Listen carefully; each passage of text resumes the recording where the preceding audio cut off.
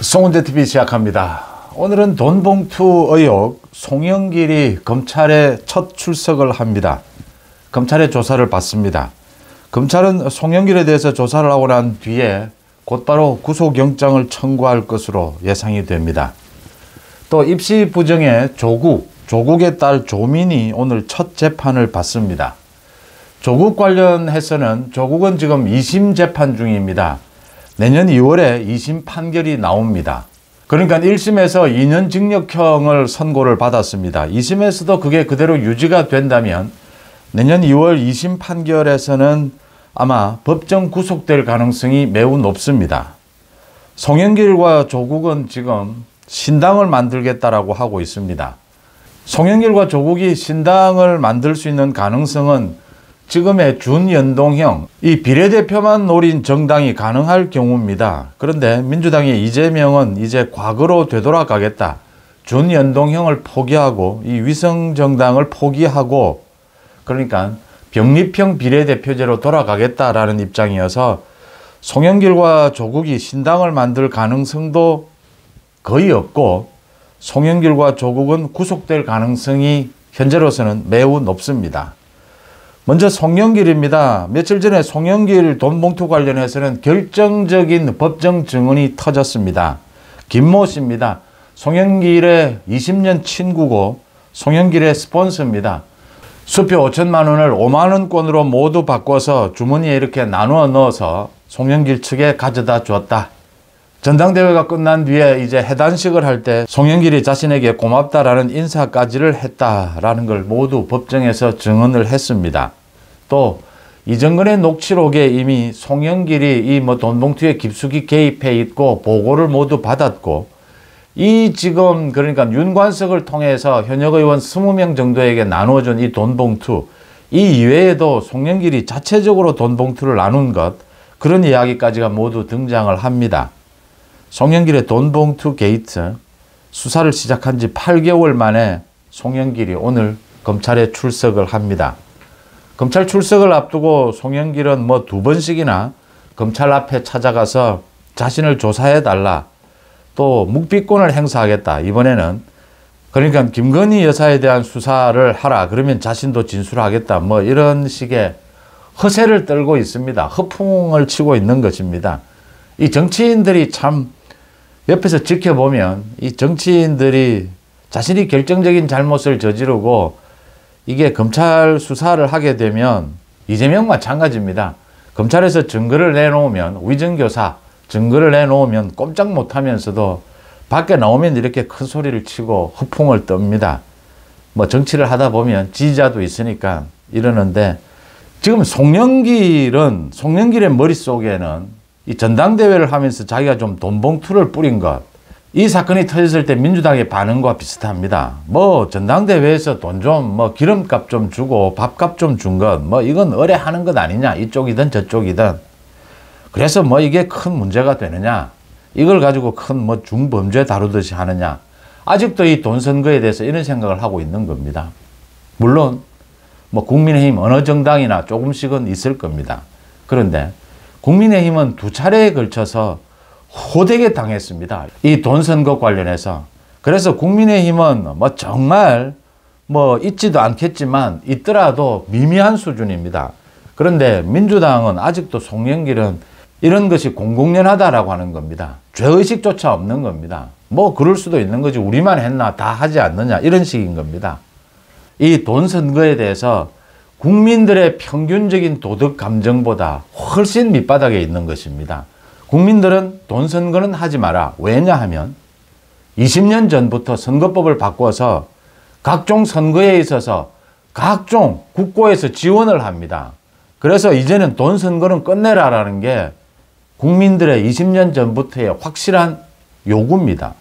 거기에 부응하지 못하고 아직도 돈 선거 당내 경선인데 그걸 가지고 크게 문제 삼느냐? 이런 이제 송영길의 태도, 민주당의 태도에 대해서 법이 우리 사법 시스템이 엄벌에 처해야 한다라는 겁니다. 그래서 지금 송영길이 저지른 것보다 훨씬 강하게 처벌을 해야 민주당 쪽에 돈 선거를 뿌리 뽑을 수 있다라고 하는 점입니다. 이렇게 법을 쳐다보는, 법의 잣대를 보는 이런 서로의 기준이 다르다. 아직도 돈 선거를 별것 아닌 것처럼 생각하는 송영길이 계속 이야기하는 겁니다. 뭐 자신이 뭐 큰 사람을 죽였나, 뭔 큰 죄를 지었다고, 정말 잘못한 사람들이 다 많은데 지금 이런 식으로 주장하고 있는 겁니다. 이 태도, 조금 이따 말씀드릴 조국 태도 마찬가지입니다. 입시 자기가 좀 부적절한 일을 하긴 했는데 그게 한 가족을 도륙낼 만큼 멸문지화를 당할 만큼 잘못했느냐, 이 이야기입니다. 돈 선거, 입시 부정에 대해서는 근절, 뿌리를 뽑아라라는 게 지금 국민들의 법 감정입니다. 송영길이 오늘 검찰에 가서 묵비권을 행사하겠다, 정치적인 주장을 계속합니다. 송영길은 아마 버티지 못할 겁니다. 이전거래 녹취록이 다 나와 있고 돈을 뿌린 이 윤관석을 비롯해서 구속이 되고 모두 지금 사실관계가 다 드러나 있습니다. 또 자신의 20년 친구의 법정 증언도 나와 있습니다. 도대체 송영길이 여기에서 침묵한다면 인정하는 것밖에는 되지를 않습니다. 구속영장을 청구한다면 지금 이런 정도의 증거라면 송영길은 구속될 가능성이 높습니다. 그러니까 이 전당대회에서 20명의 현역 의원에게 돈 봉투를 뿌린 것과 또 먹고 사는 문제 연구소라는 그 후원금으로 자신의 캠프 비용 이걸 대신 대납을 했다라는 이런 혐의들이고, 여기에는 또 증거인멸이 있습니다. 이 먹고 사는 연구소 이 부분의 자료를 숨기기 위해서 보좌관을 시켜서 증거인멸을 지시한 것, 이 부분이 지금 남아 있습니다. 언제나 구속을 결정할 때는 이 혐의에다가 이 증거인멸을 비롯한 사법방해가 있었느냐, 이게 구속을 시키느냐 시키지 않느냐, 거기에서 중요한 부분입니다. 이 증거인멸이 같이 있다라고 하는 점에서 송영길에 대한 구속영장 청구, 구속될 가능성이 높다라고 하는 점입니다. 송영길이 계속해서 우리의 검찰, 우리의 또 법원, 이 사법 시스템 전체에 대해서 굉장히 강한 정치적인 주장으로 공격을 해왔다라고 하는 점에서 전체적으로 사법방해, 증거인멸을 해왔다, 이런 점이 송영길의 구속 가능성을 높이고 있다라고 읽히는 대목입니다. 그 다음 조국입니다. 조국의 딸 조민이 오늘 처음으로 법정에 출석을 합니다. 서울중앙지법입니다. 그러니까 이 혐의는 위계 공무집행 방해입니다. 그런데 입시 부정이죠. 입시 부정에서 조국 부부와 조민이 공모를 했다라는 것이 인정이 돼서 처음으로 재판을 받습니다. 기소가 됐기 때문에 재판을 받는데, 서울대 의학전문대학원에도 허위로 작성한 자기소개서를 냈고, 서울대 법대 공익인권법 센터장 명의로 만들어진 인턴 확인서, 이게 가짜였다. 동양대 표창장이 가짜였다. 이런 것들이 모두 드러나 있습니다. 어머니인 정경심 교수는 4년 징역형이 대법원에서 확정이 됐습니다. 조국에 대해서도 1심 판결에서는 2년 징역형이 확정이 됐습니다. 2심 결과가 내년 2월에 나옵니다. 2심에서도 2년 징역형이 그대로 유지가 되면 조국은 내년 2월에 법정 구속될 가능성이 매우 높습니다. 조민에 대해서 이렇게 한 가족의 조민까지 기소가 되고 조민까지 재판을 받는 이런 상황이 된 것은 조국 때문입니다. 그러니까 입시 부정은 정말 엄중한 것이고, 이게 모두 공모를 했다면 모두 기소를 하고 모두 잡아 넣어야 되는 것은 당연한 일입니다.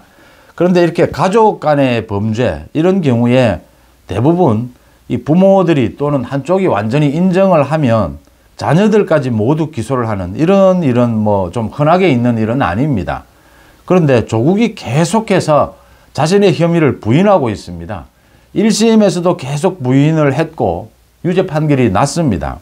또 계속해서 검찰을 공격하고 있습니다. 그러니까 조국이 자기 부인인 정경심에게 모두 떠넘기고 있습니다. 그러니까 자신의 이름으로 서울대 법대에서 또 자기와 친한 최강욱의 그 변호사 사무실에서 가짜 인턴 확인서가 발급이 됐는데 자기는 잘못이 없다, 몰랐답니다. 정경심, 자기 자녀 모두 떠넘기고 있기 때문에 이 검찰로서는 조민에 대해서도 기소하지 않을 수 없었고, 이런 식으로 조국이 자기가 유죄 판결을 받으면서도 모두 부인하면서 떠넘기기를 계속하면 이 조민, 더 나아가서 자기 아들인 조원에 대해서도 기소, 재판이 있을 수밖에 없다라고 하는 것입니다. 이게 법적인 어떤 일관성입니다. 논리적인 일관성이죠. 조국이 계속 부인을 하면 할수록 이 가족 간의 공모관계가 더 크게 부각이 될 수밖에 없는 점입니다. 그러니까 뭐 대부분 가족 간에 이렇게 공동으로 저질러진 범죄의 경우에 이 한 사람이 모두 자신이 뭐 덮어 쓰겠다 이렇게 검찰에 가서 조사를 받게 되면 모든 가족을 다 처벌하는 뭐 이런 법에도 눈물이 있다라고 이야기하지 않습니까? 그런데 그 예외 조항이 지금 이루어지고 있는 것은 조국의 태도 때문입니다. 자신의 혐의를 부인하고 가족들에게 떠넘기고 있고 또 검찰을 공격하고 있습니다. 법적 논리의 일관성을 위해서라도 이 조민에 대해서도 재판이 이루어질 수밖에 없고 조국에 대해서는 법정 구속될 가능성이 높다라고 하는 점입니다. 계속해서 이 송영길과 조국도 이재명처럼 자신의 방탄을 위해서 신당을 만들겠다, 뭐 내년 총선에 출마하겠다 이러고 있습니다. 그건 아마 굉장히 어려울 겁니다. 첫째, 이 두 사람은 지금 구속될 가능성이 매우 높고 그 다음 위성정당, 비례정당을 만들겠다라고 하는 것입니다. 그런데 이재명은 지금 90% 가까이 지금의 선거 제도를 병립형으로 준연동형을 포기하고 병립형으로 간다라는 걸로 방향을 잡았습니다. 병립형으로 가게 되면 이제 위성정당이라든지 뭐 이런 비례대표 정당 이런 것은 설 자리가 거의 없어집니다. 그래서 송영길과 조국의 신당은 어려울 것이다. 이준석 마찬가지입니다. 송재TV 마칩니다. 고맙습니다.